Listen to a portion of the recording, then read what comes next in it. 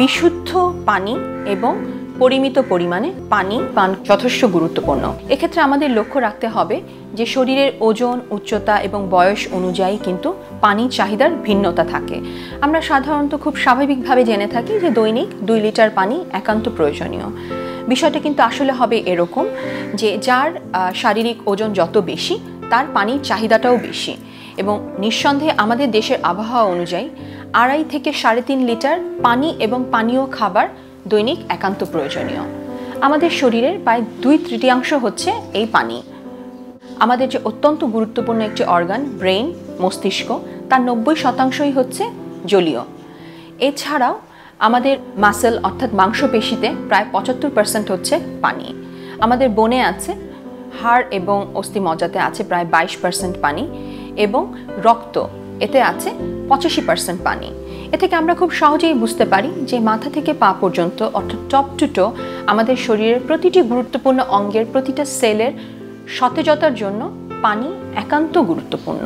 এক্ষেত্রে আমাদের লক্ষ্য রাখতে হবে পানির বিশুদ্ধতার বিষয়।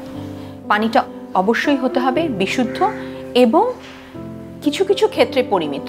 যেমন কিডনি রোগী, এদের ক্ষেত্রে পানির পরিমাণটা যথেষ্ট গুরুত্বপূর্ণ। এই পানির পরিমাণটা আমরা নির্ধারণ করি সাধারণত তার ইনপুট আউটপুটের উপরে। সারাদিনে তার শরীরে যতটুকু পানি বের হচ্ছে তার উপরে তার পরের দিনের পানির ইনটেকটা নির্ধারণ করা হয়। পানি একটি অত্যন্ত গুরুত্বপূর্ণ ভূমিকা পালন করে বিভিন্ন কঠিন রোগ থেকে আমাদের রক্ষা করতে।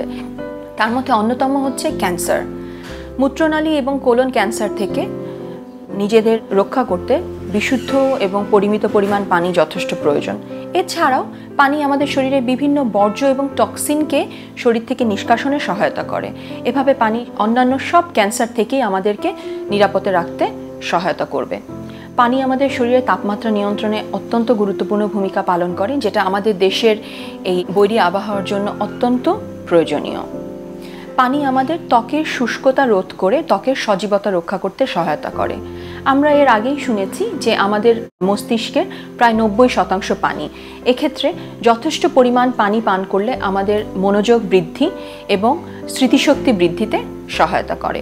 এছাড়াও পানি আমাদের বিভিন্ন রেসপিরেটরি ট্র্যাক্ট অর্থাৎ শ্বাস প্রশ্বাসজনিত অসুখ এবং ডাইজেস্টিভ সিস্টেমে যথেষ্ট ভূমিকা পালন করে। দেখা যাচ্ছে আমরা আমাদের দৈনন্দিন মিল প্ল্যানে প্রোটিন, ফ্যাট, কার্বোহাইড্রেটের সমন্বয়ে একটা পরিপূর্ণ মিল রাখছি, কিন্তু পানির অভাবে সেই মিল থেকে আমরা ডাইজেশন এবং অ্যাবজর্পশনের মাধ্যমে প্রপার নিউট্রিশনাল ভ্যালু নিতে পারি না। এর জন্য পরিমিত পরিমাণে পানি একান্ত প্রয়োজনীয়।